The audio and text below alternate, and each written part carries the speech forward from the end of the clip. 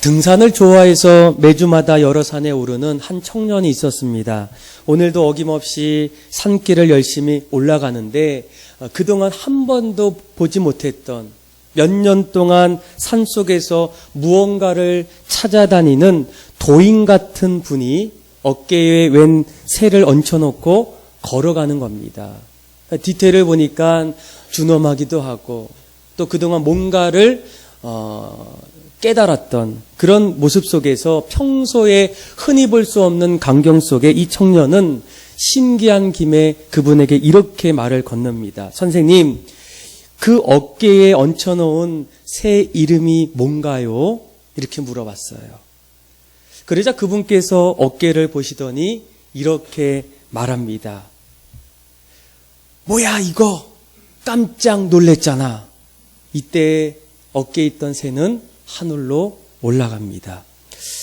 여러분, 우리가 이 구도자라고 할 때 이 구도자는 과연 누구일까?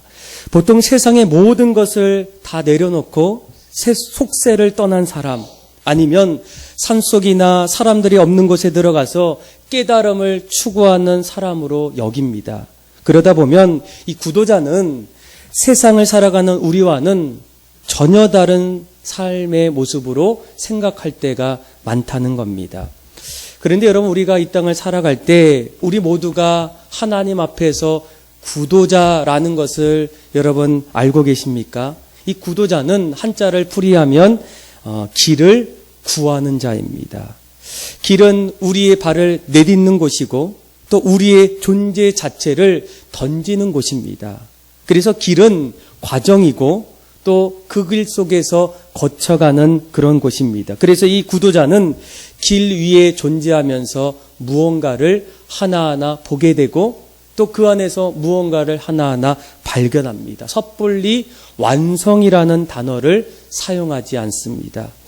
그렇다면 왜 그리스도인들이 구도자일까? 이 구도자가 이 진리를 알지 못한 채 진리를 찾아가는 사람이라면 우리는 이미 예수 그리스도를 통해서 참된 진리를 찾게 됩니다. 그러나 그 진리 안에서 모든 것이 끝나는 것이 아니라 한 걸음 더 나아가서는 하나님께서 예수 그리스도를 통해서 우리에게 보여주신 길, 예수 그리스도께서 우리에게 주셨던 진리와 생명의 그 길을 쫓아가는 의미에서 우리는 구도자라는 겁니다. 그래서 이 기독교에서 말하는 이 구도자는 진리를 찾아 진리로 살아가는 사람, 다시 말하면 구도자로서 구도자답게 사는 사람들이 바로 그리스도인입니다. 이런 구도자의 삶을 처음부터 마지막까지 보여주는 내용이 우리가 올 초부터 시작했던 이 존 버년의 이 철로 역정 안에 보면 들어있어요. 이 책의 주인공이었던 이 크리스찬은 길을 떠나는 순간부터 그의 이름이 이 믿음, 기독도 아니면 이 크리스찬이라고 불리게 됩니다. 그런데 그가 진정한 크리스찬이 되기 위해서는 여전히 십자가 언덕에서 예수님을 만나고 난 이후에도 그가 걸어가는 순례의 여정들이 끊임없이 걸어갔던 것을 보게 된다는 거예요. 그래서 오늘날 우리 기독교인들이 우리가 사는 이 시대는 사실 구도자의 삶을 상실한 시대라고 말할 수가 있습니다. 우리는 이미 예수 그리스도를 통해서 진리를 찾았고 또 진리의 길을 보여주시는 그 주님의 그 믿음의 여정 속에서 과연 이 참된 구도자의 삶은 도대체 무엇일까? 우리 모두가 이 땅에서 진리의 길을 걸어가는 순례자라고 했을 때, 또 구도자라고 말할 수 있을 때 과연 참된 구도자는 도대체 누구일까? 또 어떤 일들이 우리에게 회복되어야 될까? 첫째로 이 구도자의 삶, 또 진지한 구도자의 길을 걸어가는 사람에게는 반드시 그의 삶 속에는 말씀을 듣는다는 거예요. 여러분, 말씀이 우리에게 무엇이겠습니까? 또 우리가 보통 성경을 말하는데 성경은 도대체 무엇이겠습니까? 이제 철로 역정 속에 이제 크리스찬이 집을 떠나요. 그리고 나서 한 걸음 한 걸음 순례 여정을 가고 나서 마지막까지 걸어갈 때 늘 그의 삶의 자리에는 아주 중요한 한 가지가 있습니다. 때로는 이것을 잃어버렸을 때, 한 번 잃어버리는데 잃어버릴 때 그 자리에서 낙심하고 또 불안해했지만 결국 다시 그것을 찾게 돼요. 그리고 마지막에는 신앙의 완주를 하게 됩니다. 이것이 도대체 무엇이겠습니까? 거기에서는 이 두루마기예요. 오늘날로 말하면 성경입니다. 그는 남루한 옷을 입은 채 손에 든 그 책 한 권, 그 성경책을 하나하나 읽으면서 그의 인생의 삶의 터닝 포인트를 갖기 시작해요. 더는 참지 못하고 고통스럽게 울부짖으면서 이 도대체 내가 앞으로 어떻게 살아가야 할까? 사람들이 그에게 한 번은 묻습니다. 도대체 이것이 무엇입니까? 십자가 언덕에서 천사들을 통해서도 두루마기 성경책을 받았어요. 근데 그가 그 신앙의 여정을 걸어가면서 사람들이 물었던 그 자리에서 이렇게 대답합니다. 네, 이것은요, 제가 길을 걸어갈 때마다 또 인생의 그 믿음의 여정을 걸어갈 때마다 이것은 내가 낙심될 때, 힘들 때, 어려울 때 이것이 있으면 힘이 나고 소망이 생기고 다시 용기를 얻게 됩니다. 심지어는 이 천성문 앞에서 통행증이 됩니다. 없어서는 안 될 나에게는 있어서는 가장 중요한 것입니다. 이렇게 고백하게 된다는 거예요. 여러분, 우리가 이 땅을 살아갈 때 과연 하나님의 말씀 또 성경은 도대체 무엇이겠습니까? 이 말씀은 우리를 구원에 이르도록 하는 지혜를 준다는 거예요. 디모데후서 3장 15절에 보면 이렇게 말합니다. 성경은 능히 너로 하여금 예수 안에서 믿음으로 말미암아 구원에 이르는 지혜가 있게 하게 하셨느니라. 우리의 삶의 목적을 하나하나 찾아갈 때 여러분, 가장 먼저 이 말씀은 우리를 구원에 이르게 하는 지혜를 주신다는 거예요. 내가 도대체 영생을 얻었을까? 앞으로 내가 무엇으로 살아갈 수 있을까? 내 인생은 이 땅에서 무슨 존재일까? 스스로 이 문제 앞에 섰을 때에 아무것도 정답을 찾을 수 없는 그 순간에 이 성경은 뭐라고 얘기합니까? 우리를 구원에 이르는 지혜를 준다는 거예요. 그러니까 성경 자체가 우리에게 구원을 주는 것은 아니지만 우리의 구원은 그 성경을 통해서 부어주시는 예수 그리스도를 믿는 믿음 안에서 우리가 구원을 받는다는 거예요. 자, 우리 한번 요한복음 20장 31절의 말씀 우리 같이 한번 이 성경이 도대체 무엇인지 같이 한번 읽어봅시다. 시작. 오직 이것을 기록함은 너희로 예수께서 하나님의 아들 그리스도이심을 믿게 하려 함이요 또 너희로 믿고 그 이름을 힘입어 생명을 얻게 하려 함이니라. 아멘. 그러니까 이 말씀이 우리를 영생에 이르도록 인도한다는 거예요. 우리가 이 땅에서 구원의 확신을 가지고 구도자의 삶으로 이 땅을 살기 위해서는 가장 먼저 우리 안에 구원의 확신을 가져야 할 때 가장 먼저 우리가 하나님의 말씀을 통해서 영생에 이르도록 우리를 인도하는 그 말씀을 여러분들이 반드시 들으셔야 돼요. 그래야 이제는 우리가 이 땅에서 나그네 인생으로서 신앙의 순례자의 길을 구도자 같은 인생으로 살아갈 수 있다라는 거예요. 왜 하나님 말씀을 또 들어야 될까? 이 말씀은 이 땅에서 우리들이 구도자가 되었을 때, 또 신앙의 순례자가 되었을 때 그 길을 갈 수 있도록 하나하나 우리를 인도한다는 거예요. 디모데후서 3장 16절 말씀에 보면 또 한 가지 성경의 말씀의 유익을 이렇게 설명하게 돼요. 우리 한번 화면을 보고 같이 한번 읽어볼까요? 시작. 모든 성경은 된 것으로 교훈과 책망과 바르게 함과 의로 교육하기에 유익하니. 아멘. 그러니까 성경은 언제나 오늘을 사는 나에게 말씀하고 있다는 거예요. 무엇으로 말씀합니까? 교훈으로 다가오신다는 거예요.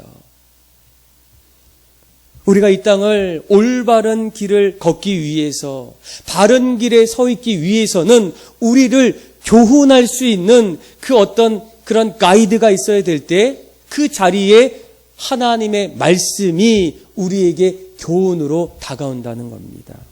때로는 이 성경이 우리에게는 책망으로도 다가와요. 우리가 잘못된 길을 걷고 있을 때, 또 진리 같지만 진리가 아닌 그 자리에서 인생을 살아가고 있을 때 이 책망은 우리를 바로 잡기 위해서 말씀을 통해 우리에게 들려온다는 거예요. 그럴 때 우리는 바르게 하는 삶, 의로 교육하는 그런 일들이 우리 안에 하나하나 일어나게 됩니다. 그래서 다윗도 주의 말씀을 뭐라고 합니까? 주의 말씀은 내 발의 등이요 내 길의 빛이니이다. 내 인생의 여정을 살아갈 때, 또 내가 빛 가운데 한 걸음 한 걸음 걸어갈 때 반드시 그 길 가운데 설 수 있는 이유는 주의 말씀이 우리 안에 하나하나 들려오기 시작할 때 주의 말씀이 내 발의 등이요 내 길의 빛이 될 수 있다라는 거예요. 아마 지금까지 미국 사람들에게 여러분들이 가장 존경하는 사람이 누구입니까? 이런 질문을 받을 때마다 언제나 부동의 1위가 있어요. 누구일까요? 에브라함 링컨이에요. 아마 그는 상당히 그 시대에 많은 일들을 했던 그런 좀 존경받을 그런 분이에요. 근데 그분이 16대 대통령을 지내고 나서 사람들에게 이런 아주 중요한 얘기를 나누게 됩니다. 여러분, 성경이 없었으면 우리는 옳고 그름을 분별할 수 없었을 겁니다. 내가 믿기로는 성경은 하나님께서 인간에게 주신 가장 중요한 선물이라는 거예요. 그래서 여러분, 우리가 이 땅을 살아갈 때 또 하나님께서 우리에게 진리와 생명의 길을 보여주셔서 그 길을 구도자의 삶으로 한 걸음 한 걸음 나아갈 때에 우리에게 가장 중요한 것은 그 때때로 그 자리에서 교훈과 책망과 바르게 함과 의로 교육하는 하나님의 말씀을 들어야만 우리가 마지막까지 순례자로서 구도자로서 신앙의 완주를 아름답게 할 수가 있다라는 거예요. 시편 119편 130절 다윗은 뭐라고 얘기합니까? 주의 말씀을 열면 빛이 비치워 우둔한 사람들을 깨닫게 하시느니라. 그러니까 하나님의 말씀이 우리에게 들려오고 그 말씀이 우리 가운데 거하기 시작할 때 어두움이 사라지고 진리를 발견하며 이제는 그 길 속에서 생명의 길을 한 걸음 한 걸음 걸어갈 수 있는 그 자리에 하나님의 말씀이 늘 그 자리에 서 있다는 거예요.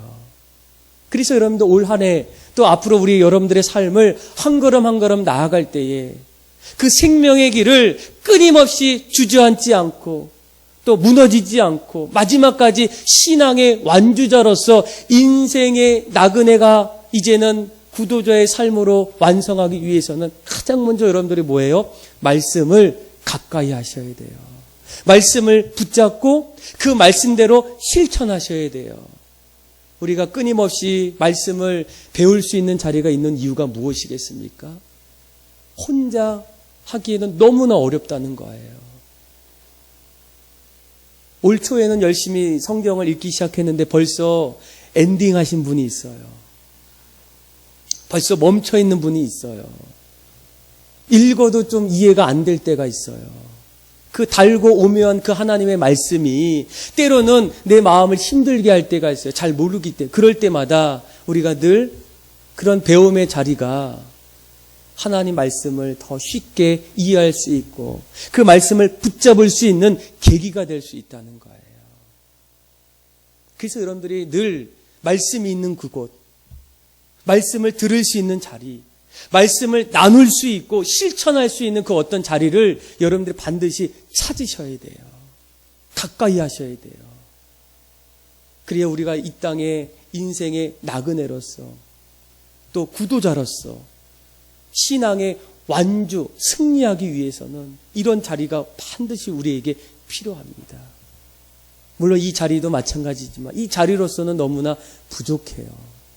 여러분들이 반드시 목장이나 또 바이블 아카데미나 또 여러 예배의 자리, 새벽이든 금요일이든 수요일이든 늘 말씀을 나누고 듣고 실천하고 도전받을 수 있는 그런 자리에 여러분들이 붙잡을 때 여러분들이 이 땅에서 진지한 구도자로서 마지막까지 완주하며 승리할 수 있다라는 거예요. 두 번째로 우리가 이 진지한 구도자의 삶을 살아가기 위해서 또 신앙의 순례자로서 마지막까지 그 길을 걷기 위해서는 또 한 가지 우리에게 일어나야 될 일이 있어요. 그것이 바로 말씀 앞에서 정직한 자기 대면이 일어나야 합니다. 여러분, 우리가 복음을 이제 듣게 되면, 진리 안에 서게 되면 그때야 비로소 이런 질문이 있어요. 어떻게 해야 될까? 그러면서 그 질문 속에 두 가지 반응이 일어납니다. 오늘 우리가 읽었던 사도행전 2장 말씀을 보세요. 자, 2장은 오순절에 일어났던 사건 중에서 특별히 14절부터 베드로가 사람들 앞에서 말씀을 전하게 돼요. 그리고 그 말씀을 그곳에 있었던 수많은 사람들이 듣기 시작합니다. 그런데 그 말씀이 다 끝나고 나서 오늘 우리가 읽었던 37절에 그 말씀 앞에 그들의 반응을 한번 보세요. 우리 한번 37절 한번 같이 한번 읽어볼까요? 시작. 그들이 이 말을 듣고 마음에 찔려 베드로와 다른 사도들에게 물어 이르되 형제들아 우리가 어찌할꼬 하거늘. 아멘. 자, 그들이 베드로의 말씀을 다 듣고 나서 가장 먼저 마음이 어떻게 됐어요? 찔렸다는 거예요. 뭔가 그동안 살아왔던 내 삶과는 다른 뭔가를 발견했다는 거예요. 그리고 그 말씀이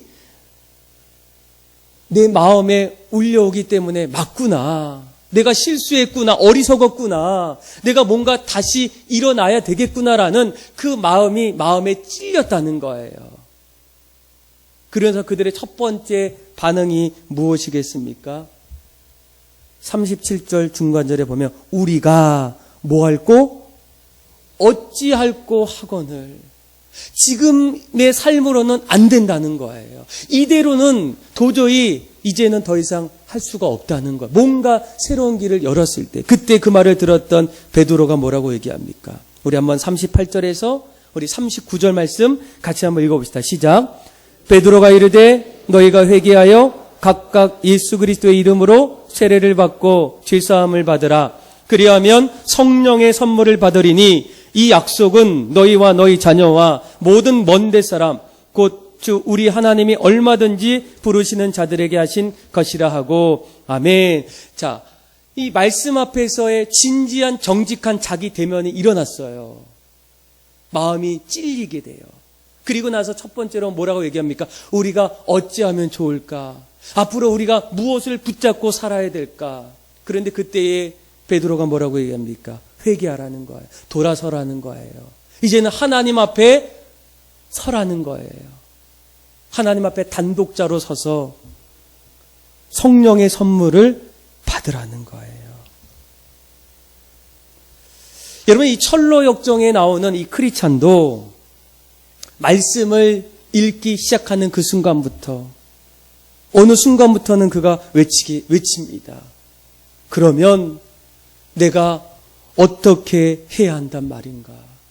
그 이전에는 그런 질문과 고백이 없었어요. 그런데 말씀을 하나하나 대면하고 그 말씀을 하나하나 읽을 때에 자기 안에 하나님 앞에서의 정직한 대면이 일어나요. 마음에 찔리게 돼요. 답은 알 수 없어요. 그런데 앞으로 내가 어찌하면 좋을까? 마음에 찔리고 오늘 본문에 나오는 그 고백처럼 과연 내가 앞으로 어떻게 살아야 될까? 그런데 그때에 베드로가 뭐라고 얘기합니까? 돌아서세요. 하나님 바라보세요. 하나님 붙잡고 이제는 새롭게 일어나세요. 회개하세요. 우리가 정말 말씀 앞에 정직한 대면, 그 말씀을 내 안에서 스스로 하나하나 귀를 열고 듣기 시작할 때, 그때 우리는 스스로 이제는 신앙에 대한 질문이 생기게 돼요. 자, 그런데 또 한 가지 여러분 말씀을 들을 때에 모든 사람이 이런 반응이 일어나면 얼마나 좋겠습니까? 그런데 또 다른 반응이 있어요. 자, 사도행전 7장을 보면 7장에는 한번 찾아보세요. 7장. 자, 7장에 보면 이 7장은 1절부터 53절까지는 스데반이라는 이 집사가 사람들 앞에서 말씀을 가지고 설교하게 돼요. 그리고 그 설교를 다 들었던 사람들의 반응이 바로 54절에 나옵니다. 자, 우리 한번 7장 54절의 말씀 한번 읽어볼까요? 시작. 그들이 이 말을 듣고 마음에 찔려 그를 향하여 이를 갈거늘. 아멘. 자, 사도행전 2장에는 말씀을 들었던 사람들이 마음에 찔렸어요. 오늘 본문의 7장에 나오는 사람들 역시도 말씀을 듣고 마음에 어떻게 했다고요? 찔렸어요. 똑같아요. 그런데 2장에서는 우리가 어찌할꼬 내 안에 내가 스스로 찾을 수 있는 답이 없다는 거예요. 그런데 7장에서는 우리가 마음에 찔리고 나서 그 다음에 뭐라고 표현합니까? 무엇을 갈았어요? 이를 갈기 시작해요. 여러분, 한쪽은 그 말을 듣고 마음에 찔려서 회개하고 예수님께로 돌아오는 사람도 있었지만 오늘 본문 사도행전 7장에 보면 스데반의 설교에는 오히려 그들의 잘못을 인정하기보다는 분노하고 이를 갈면서 그 잘못들을 감추려는 그들의 행동들이 있게 돼요. 그래서 여러분, 우리가 사람들은 어떤 말씀을 듣게 될 때 항상 그 말씀의 대면 앞에 서게 되면 두 가지 반응이 일어나요. 자기의 실수를 지적받았을 때 돌이키는 사람도 있지만 또 한 가지 반응은 자기 실수가 있음에도 불구하고 인정하지 않으려 합니다. 회개하지 않으려 해요. 오히려 그것 때문에 그 사람을 더 미워하거나 공격합니다.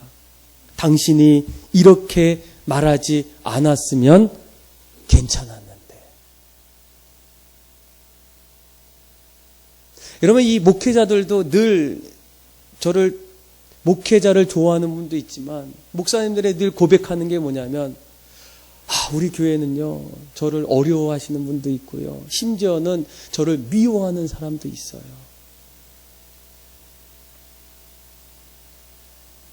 해야 될 일들을 말할 때에 오히려 그것을 감추려고 하거나 또 다른 반응이 일어날 수도 있다라는 거예요. 그런데 더 중요한 것은 우리가 늘 이런 삶을 올바로 살기 위해서는 늘 말씀을 듣고 말씀 앞에 자기 자신을 스스로 정직하게 대면하는 일들이 사실 우리에게 필요합니다. 그것이 나중에는 하나님 앞에 돌아설 수 있는 자리가 될 수도 있고 아니면 여전히 그것을 인정하지 않고 거부할 수도 있지만 그 단계가 신앙의 인격적인 자리에 나아갈 수 있는 그런 출발점이에요. 그래서 그러다 보면 우리 안에는 의심이라는 이 부분들을 가질 수도 있습니다. 여러분, 우리가 신앙에 있어서 믿을 때에 의심을 가지고 신앙생활하는 분들이 있어요. 의심은 필요하지만 늘 의심을 가지면 이건 문제가 있어요. 아마 그동안 세상에서도 이 의심을 통해서 여러 학문들이 새롭게 나옵니다. 그러니까 의심의 산물이 바로 학문이라는 거예요. 왜 그렇게 될까? 누구일까? 무엇 때문일까? 모든 물질 문명도 역시 발전을 이루었을 때 의심으로부터 출발한다는 거예요. 그런데 성경을 보면 성경에도 하나님 앞에서 의심했던 사람들 있습니다. 그 중에 도마도 예수님 부활하셨을 때 의심했어요. 또 구약에 보면 여러 선지자 가운데에 하박국이라는 선지자가 있어요. 근데 그의 그런 의심했던 기록들을 보면 그 말씀 속에는 오히려 이런 느낌이 들어요. 오히려 하나님을 향해서 삿대질하며 항의하고 분노하고 의심하는 그의 어떤 고백들이 나와 있어요.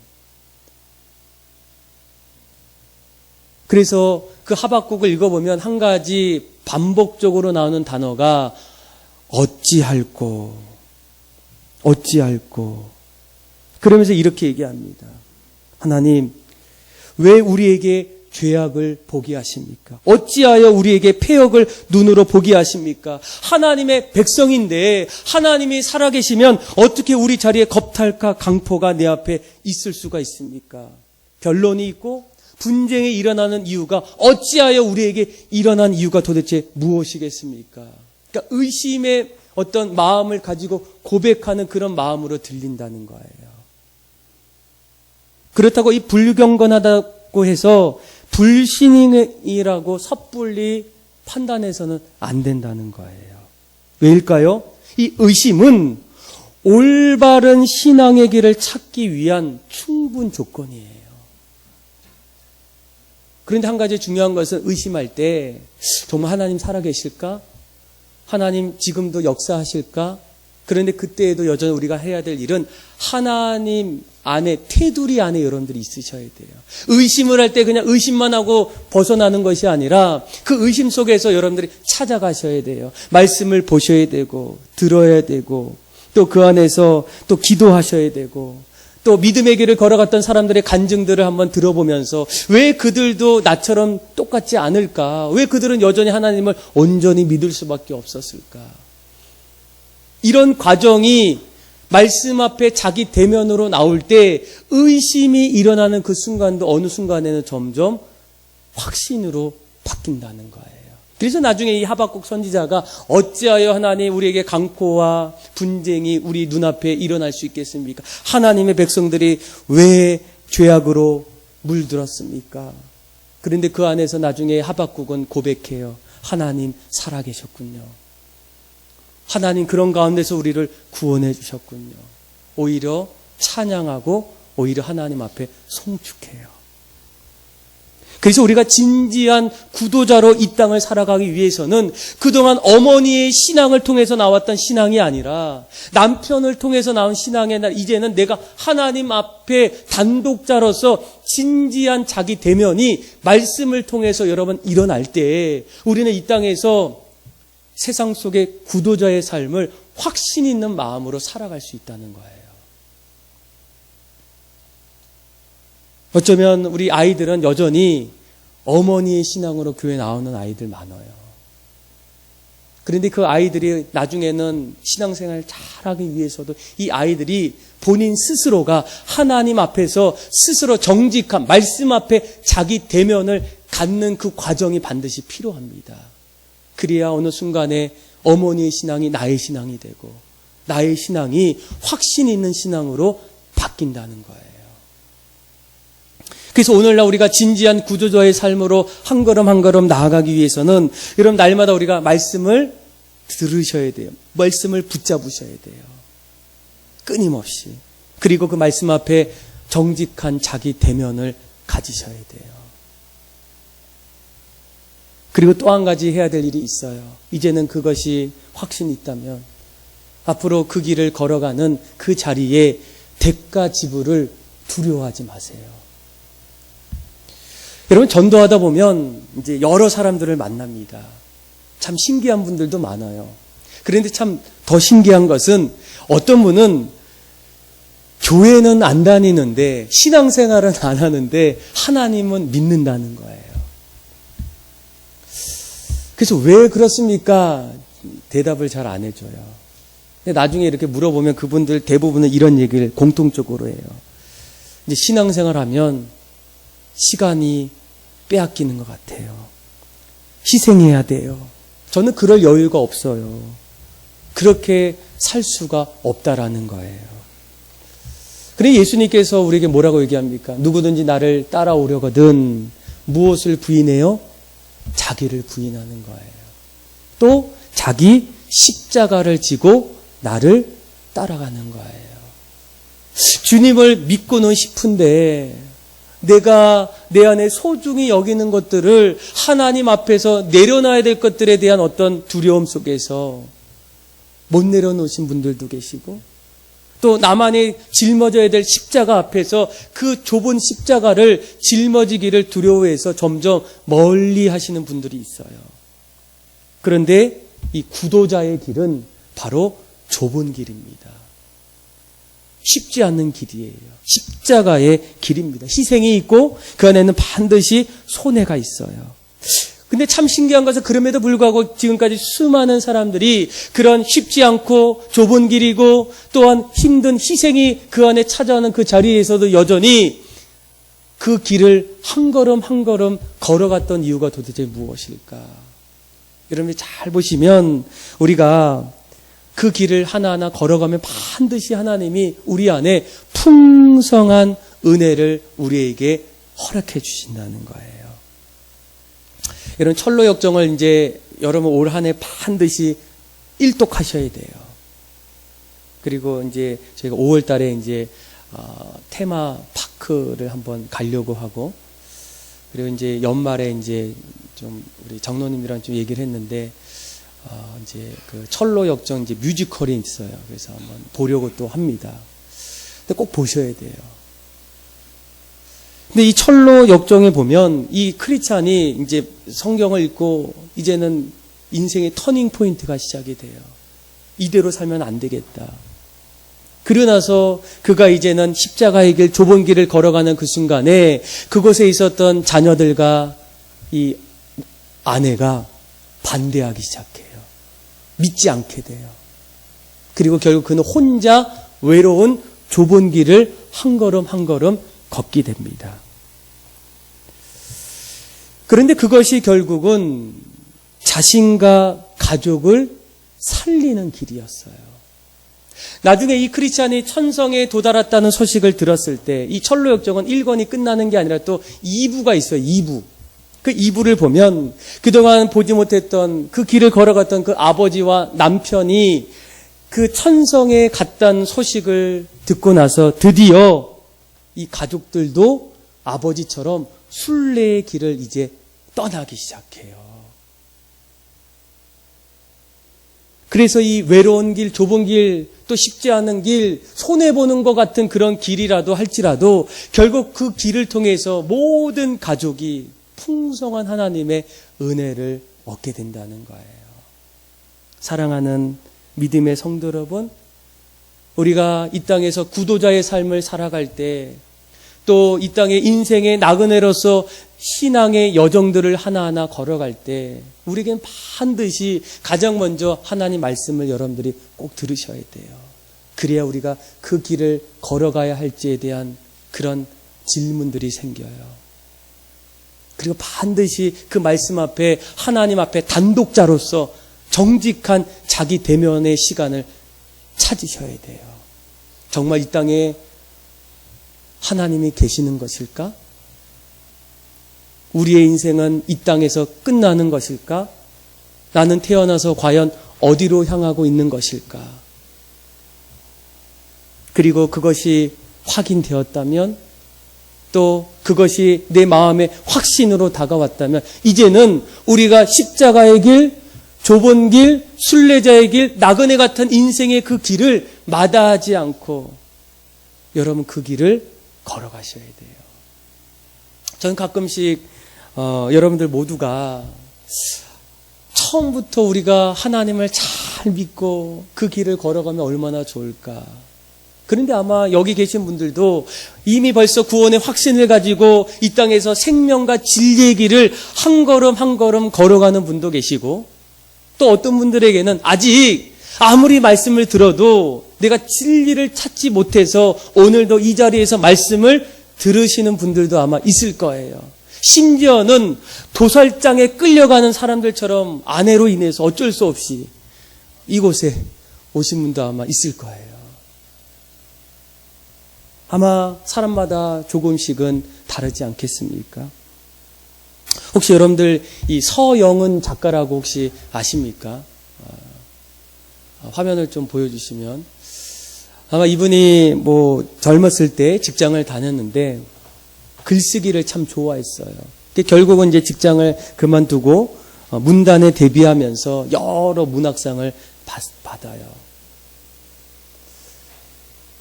근데 이분의 마음속에는 이 문학이 인생의 가장 중요한 어떤 기림을 그가 발견했어요. 여기가 바로 이 문학, 글 쓰고 그 안에서 어떤 진리를 찾아가는 이 자리가 우리 인생에 너무나 중요하겠구나. 그래서 그가 그때부터 문학을 들어가서 열심히 책도 쓰고 문학의 길을 걸어갈 때 이제 그의 남편이 이제 문학가예요. 뭐 김동리라는 그런 분인데 아마 이름하면 아시는 분도 아시는데 그래서 늘 그렇게 살아왔는데 어느 날 이 남편이 휘청거리면서 쓰러졌던 모습을 보면서 한 가지 아주 중요한 걸 깨달았어요. 이 문학이라는 것이 절대로 사람들을 구원할 수 없구나. 그리고 나서 이 사람이 이제 믿음의 사람들의 초청을 이끌을 받아서 이제 교회를 나가요. 뭐 성경 공부도 합니다. 근데 사실 이 사람이 예전에 처음에 아버지가 그 일본에서 일제 시대에 신학을 전공했던 사람이 자기 아버지예요. 그러니까 처음부터 그런데 그런 가운데서도 하나님을 안 믿었어요. 오히려 하나님보다도 다른 곳에 마음을 두고 떠났던 사람이에요. 그런데 그가 그 남편이 죽고 이 문학에 대한 어떤 이 구원의 허무함을 깨달았을 때 그가 드디어 이제 교회에 나와서 성경을 공부하는데도 여전히 자신은 하나님을 정말로 만나지 못했다는 거예요. 하나님 만나고 싶은데. 그래서 그가 한 번은 결정합니다.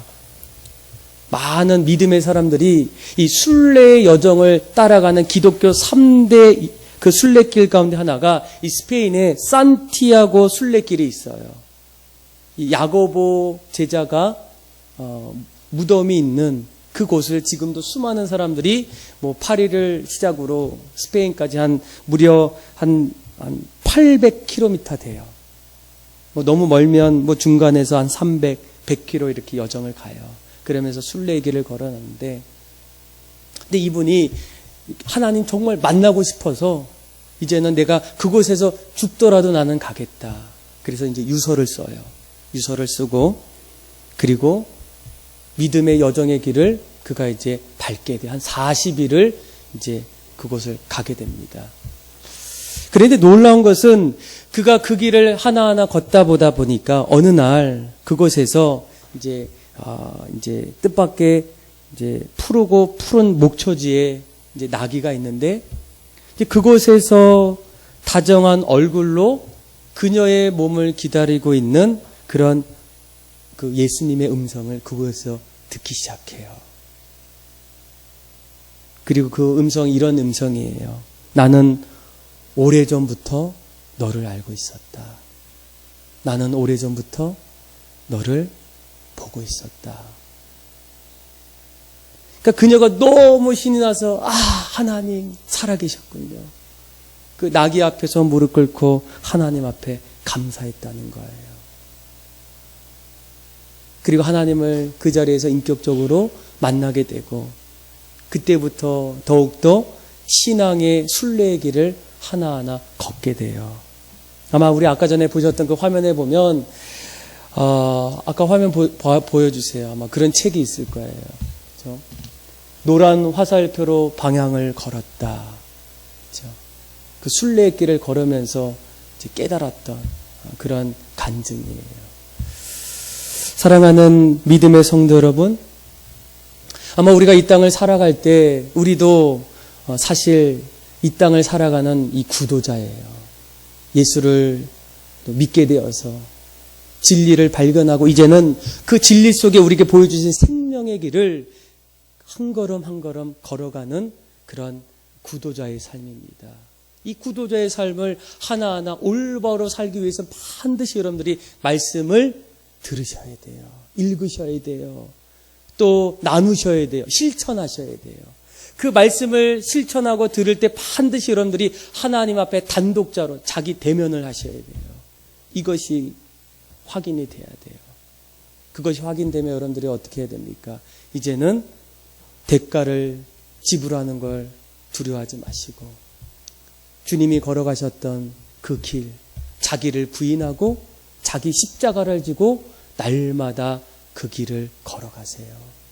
그래야 우리의 삶이 이 땅에서 올바른 구도자의 삶으로, 구도자로서 구도자답게 진리를 찾아 진리로 살아가는 그런 거룩한 성도들이 될 수 있습니다.